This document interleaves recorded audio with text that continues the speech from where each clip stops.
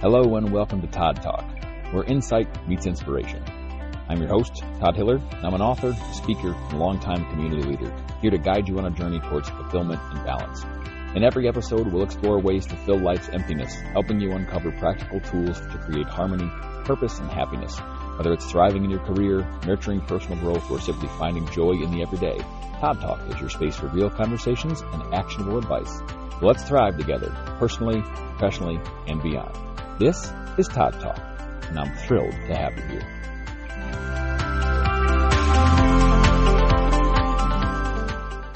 What if the only job description of a leader was leave it better than you found it?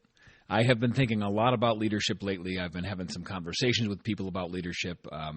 Even got someone who reached out about giving a keynote speech at a leadership conference, and it really got my wheels turning in my mind thinking about all things leadership and leaders and development and personal development and all that kind of stuff. And, you know, I find lots of people say, well, I don't think I have what it takes to be a leader.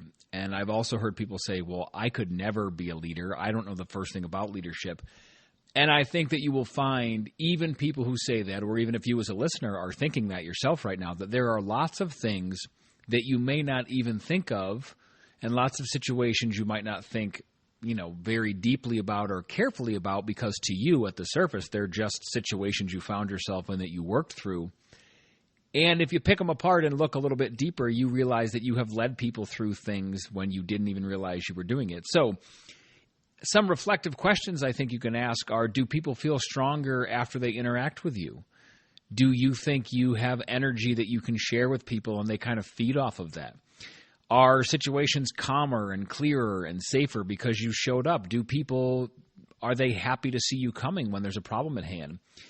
And you know, leadership has been a big part of my life. I grew up in the fire service looking up to some really great leaders and ended up in a leadership position myself. I served as a lieutenant and then a captain and then as deputy chief of my fire department my former fire department for a decade.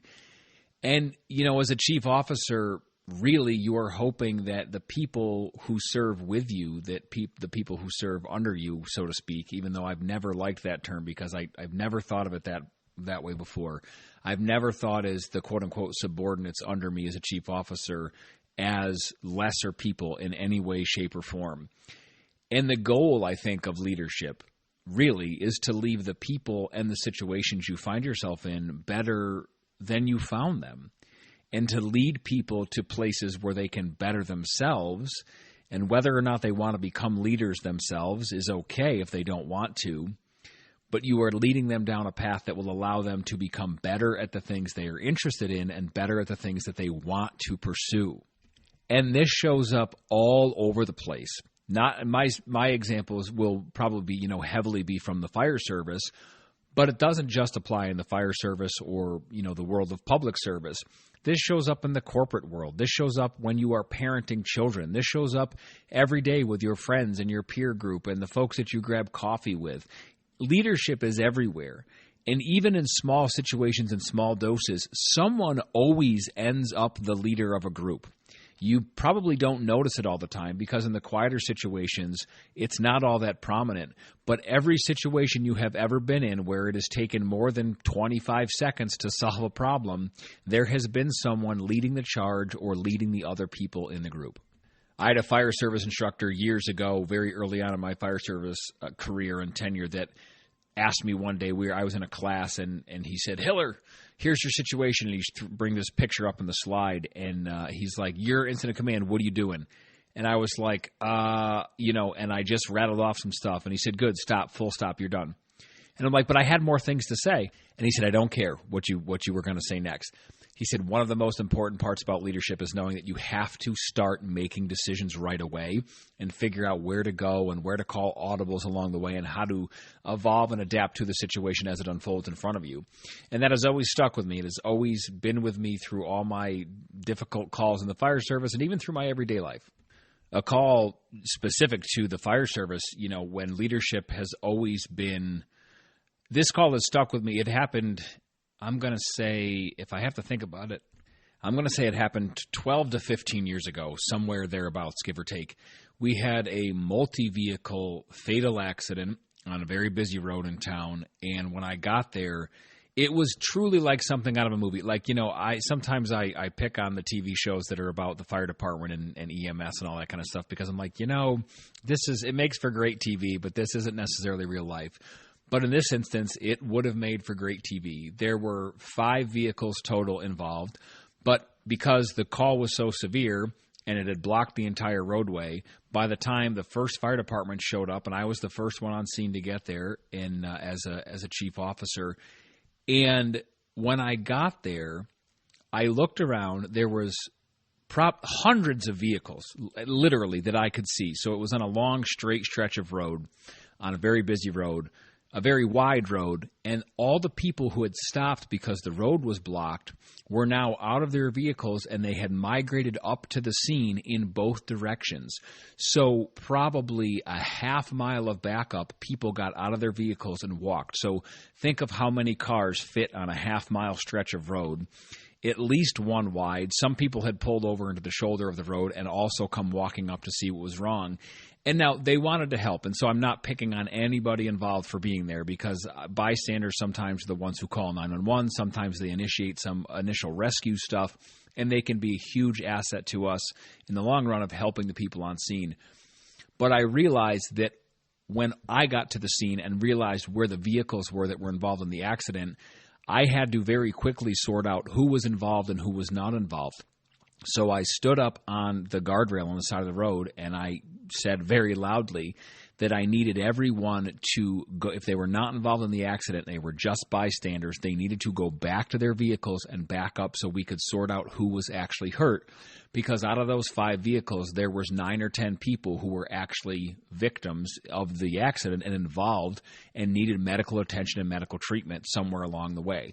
Now, add to that the fact that there was still people in their vehicles who were stuck and couldn't get out. And all these gears and all these things start to click in your mind and start to click and show up for your brain. Some is muscle memory, some is you're trying to sort through it as you go. But remembering that the call now and thinking back on it, I wasn't just there to lead the people that were going to show up for me from the fire department. I was also there to lead the people who were just standing around because they didn't know what to do. They had all come up and were just milling about and standing there kind of in shock and awe, like, well, what do we do? We're just here to rubberneck and take pictures and take videos. And so they needed the direction of, hey, listen, please, if you were not involved in the accident, you need to start going back and moving back to your vehicle so we can sort out who actually needs medical treatment.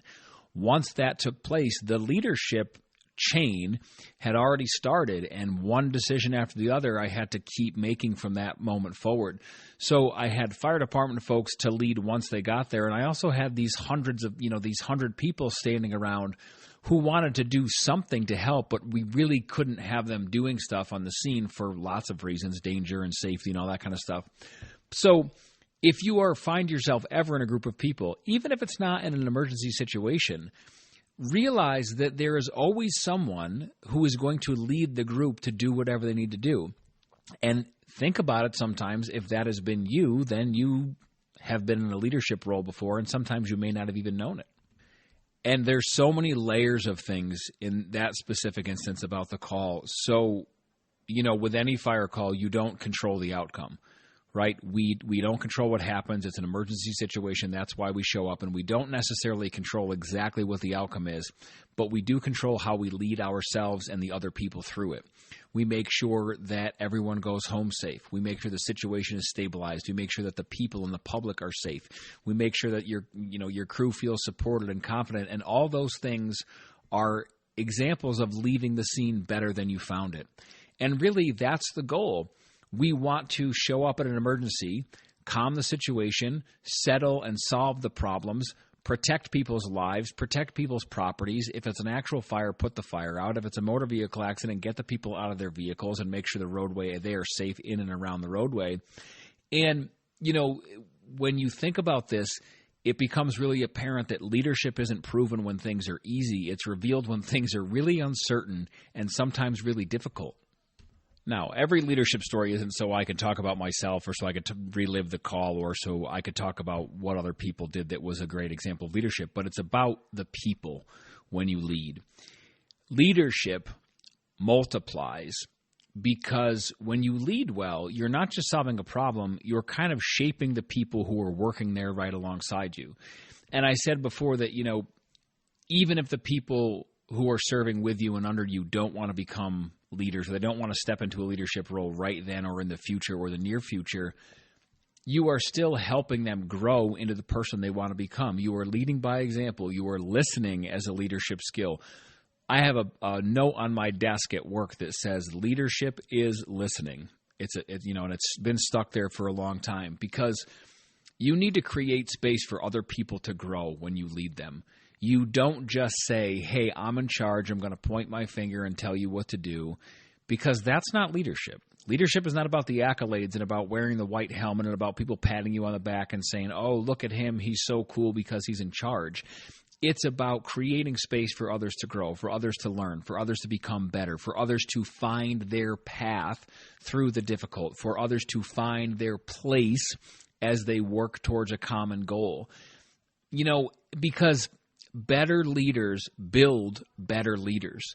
I've had some amazing leaders in the fire service, and I've had some people who I really looked up to, and a few things happened with them. Never once did I think they were talking down to me. Even when I was a 14-year-old kid as a new member of the cadet program in the fire department, they never talked down to me like I was stupid or like I didn't know what to do or like I was just some kid that they had to humor because my parents, put an application in for me and I wanted something to do every Tuesday night. Never. Now, I've also had some leaders who their entire life and their entire goal is to make people think they're important, and they want the banner and the parade, and they want the big name badge and the nameplate, and they want the white helmet and the shiny gold badges on their uniform, and oh, look at me, and they want pats on the back, and oh, look, that guy's important. And those are the leaders that I've never had much use for. I've had so much respect for the people who carved a way for themselves, not only in the fire service, but also in life, in other jobs that I've worked, by putting their best foot forward and doing the work right alongside people. Because when you do that, it does a couple things. It allows people to realize that, one, you have the skills and you have the backbone and the stamina and the knowledge and the know-how to do the difficult things right alongside them. And it also tells them that you're not afraid to work.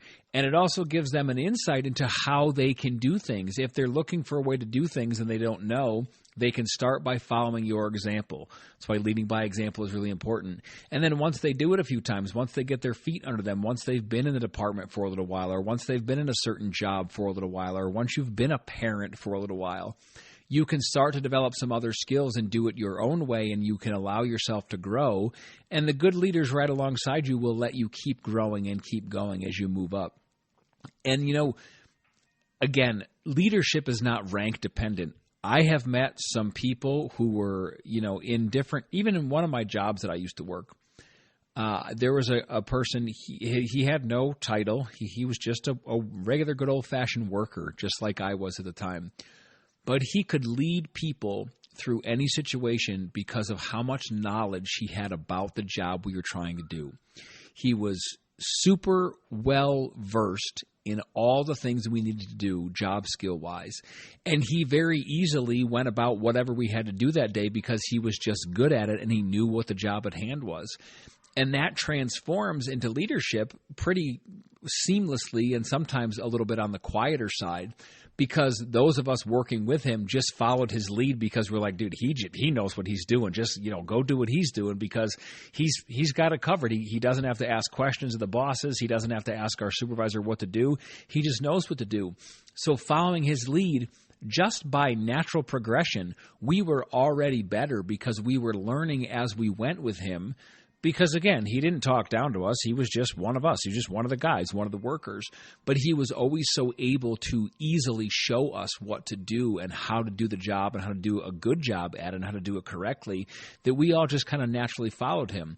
Now, out of that came a couple of us who were like, well, you know what? We're pretty good at a couple of these things, too. We've kind of got it on lock. And very quickly, within that job, all of a sudden, the bosses showed up and said, hey, listen, Joe, I would like you to do this. Jim, I would like you to do this. Hey, Todd, could you do me a favor? I'd like you to do this. All this week, this is what I'd like you to do. You've been pretty good at it. You've showed us that you're really proficient at it. This is what I'd like you to do. Seems like you've got a pretty good handle on it. And just starting out in a job, I was like, okay, awesome. And, I got sent out with another foreman, and basically the understanding was, okay, the other foreman's technically in charge, but you show him what to do, okay? And I was like, yeah, okie dokie. And getting comfortable with yourself as a leader it's a whole different learning experience, because when people start looking up to you, and you're like, well, I'm nobody. I'm not in charge. I don't consider myself a leader. It's a little bit strange at first when you say, well, no, yes, you are. You are the person that people are looking to. You are the person that's supposed to give directions. Hey, Todd, what should we do in this situation? How do we fix this? How do we build this? And you kind of got to get over it very quickly and make sure you are staying humble, but also recognizing that these people are counting on you to show up for them with answers and show up for them in a big way. And in this specific situation in my job, because I was brand new to this company and I was brand new to this entire line of work, I was happy to show other people and my coworkers what to do. Like I didn't want to lord over them in any way, because I'm like, listen, I just want to do a good job, because when we get back, I want the bosses to say, hey, you did a good job. It went pretty quickly. It didn't take forever. And I wanted the people working with me also to have that same good feeling of, hey, the job went well. We did a good job. We got some praise. The bosses were pleased. The customer was pleased. Things were going good. And, friendships and relationships are like this too. We always, and even if this is not like the one of the, I don't want to say lowest levels, because it's not a low level. One of the most overlooked levels, I think, of leadership is being someone who adds value to someone's life, not stress. And even though you're not, quote unquote, in charge of something, or maybe even though you're not, taking the lead or leading them through something, if you can add value to someone's life, that is a form of leadership. And it's quiet leadership. It's the kind that gets overlooked a lot. But if you bring them value and not stress, think of how much better you are making their life every day, right? Remember, or every time you interact at least. Leave the situation and the people in it better than you found it, right? That's our simple job description for leadership or being a leader. So you don't need a title to take responsibility for how you leave people. And you also don't need a title to take responsibility for treating people well. You can do that no matter what your title, and that will help build a couple things. One, it will build your own confidence to say, hey, I could do this. I could get used to trying to help these people in this specific way. And it also allows the people around you to feel better about what they're working at. This job I had years ago, I was a little uncomfortable at first because, like, I'm the new guy. And a lot of these people had worked for this company for years and years and years. The foreman they sent me out with had worked for this company for like 20 years. And now all of a sudden he's like, okay, Mr. Hiller, like, what's our first step here? And I'm like, dude, you've been doing this for 20 years. Like, why am I all of a sudden the guy you're asking the questions of? But that's the situation that showed up, and you kind of have to just work through it when it shows up. And so if you are looking for ways to develop yourself, or if you are looking for ways to develop the kids in your life, or if the children or the young people in your life have questions about leadership, or you have anybody, no matter the age at all, looking up to you saying, hey, what do we do? Or, hey, how can you lead us through this? I wrote this acronym down. It's BETTER is the acronym for the framework. BETTER, right? Be present. Right? People can tell when you're engaged. I promise. People can tell when you are engaged with them and when you are interested or uninterested. It's not a very difficult skill to master. People can tell when you really don't care, right? E is for elevate other people. Look for ways to build people up. T is for take responsibility. Own your role, especially times 40. When things go wrong, lots of people, I've met lots of quote-unquote leaders that they're all for the glory and they're all for things going right. And as soon as trouble shows up or something goes wrong, they turn tail and run and look for the first person to blame. And it is a terrible situation to be in when you have this person who's supposed to be, quote-unquote, in charge, and they're supposed to be in this leadership role, when all of a sudden they spin and turn and lash out and try to sink their claws into somebody else and shove them forward under the bus to blame. It's just terrible, all right? So the next T is teach what you know. Share your knowledge freely. Look, it's a big world. It's a giant world. I know sometimes we're like, I don't want to share this with somebody. I don't want to tell them because what if they're better at it than me? Newsflash. No one else in this world can be you. No matter how hard they try, there's only one of you. Can they get good at a skill that you are also good at? Absolutely. Should you be upset about that? Not at all. You are building people up to become better leaders and to become better at the things they are interested in, period, end of story. The world's a big place with lots of room for growth and lots of room for different people to be good at different things. It's okay if someone else is good at something. So teach them what you know. Don't hold it back. Share knowledge freely. E is for empathize. Understand the people you are with and understand the situation before you act. It is difficult sometimes to see every single perspective of a problem or a situation or a task at hand. If someone comes to you and says, hey, I have this suggestion, don't automatically shoot them down because you think they're the new person who just joined.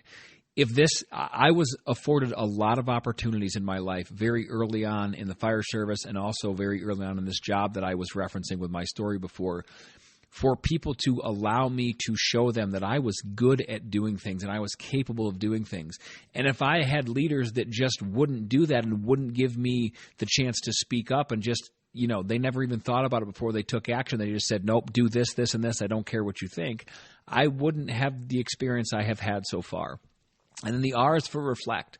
Okay? Ask yourself, did I leave this situation better? Was it good? Was it bad? If it was bad when I got here, is it better now? Or if it was good when I got here, is it a lot better now? Is it great now that we left? And that reflection is really important because that is how we as leaders or you as a leader learn to grow. You have to do the reflection. You have to do the kind of the self-assessment and say, this could have gone better and be honest with yourself, but don't be too hard on yourself. Everybody makes mistakes. Nothing goes perfectly every single time. So, and here is the other, not difficult reality, but here's the other just kind of stark reality. Not everyone wants to be led, and not every situation ends perfectly. Sometimes you're going to have people who don't want you to be their leader. Sometimes you're going to have people who don't want to be led at all, no matter who the leader is.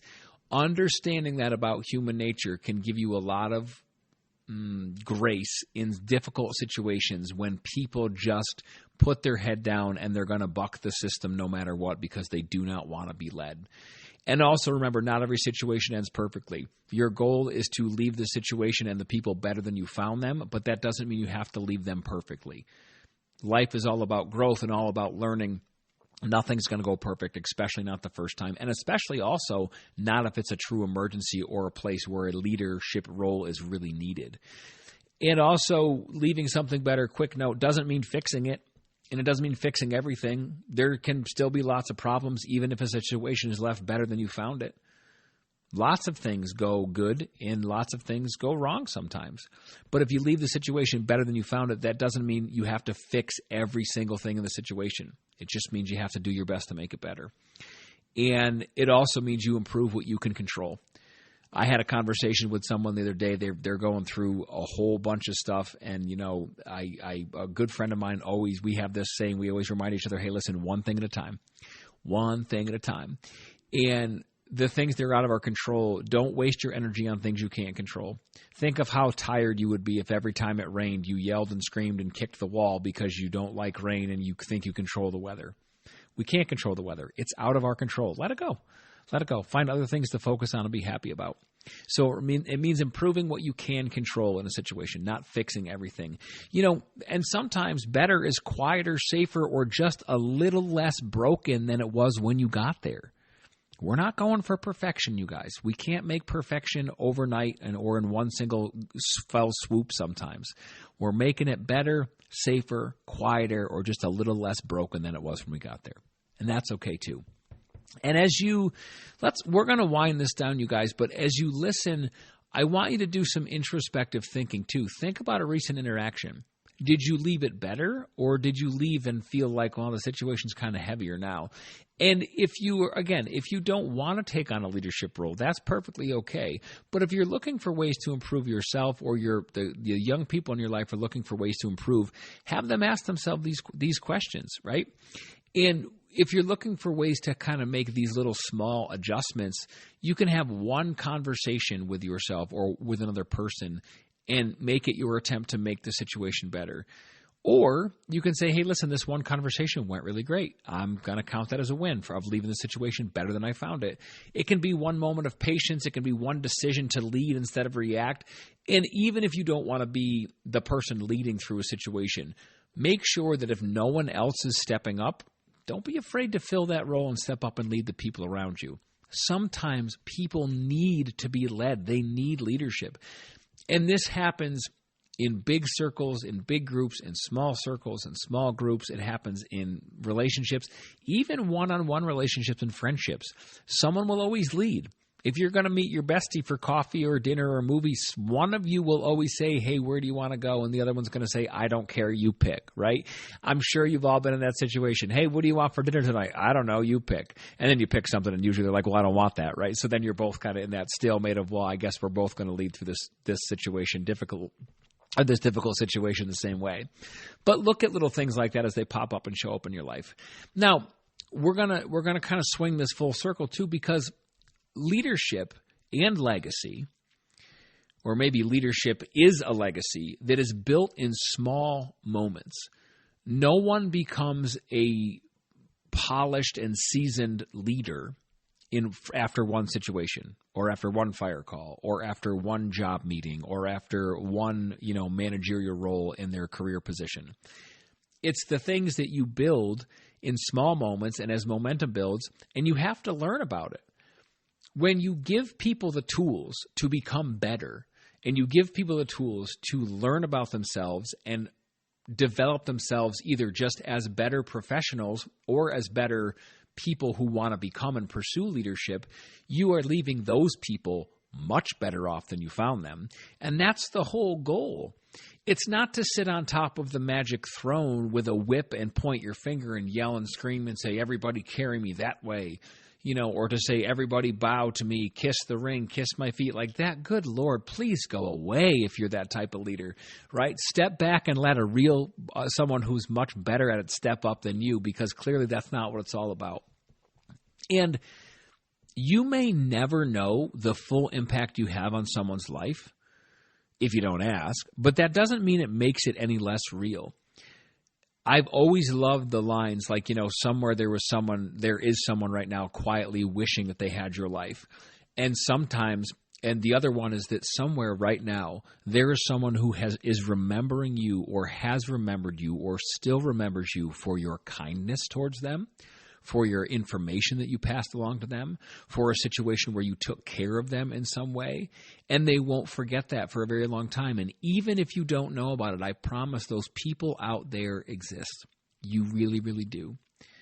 My friends, as we close, I want to thank you for listening very, very much. I could talk about leadership and about this topic for another 30 minutes.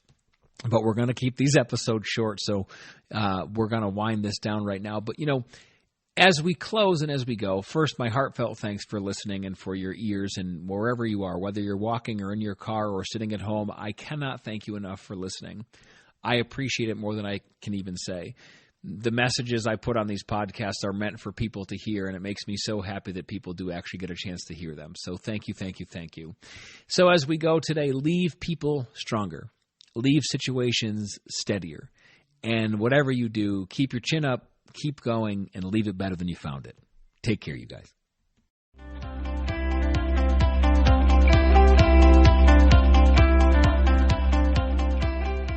Thanks for tuning in to Todd Talk. If you've liked what you've heard, please go ahead and subscribe and follow along so you don't miss any updates or new episodes. Thanks very much, and enjoy the rest of your day.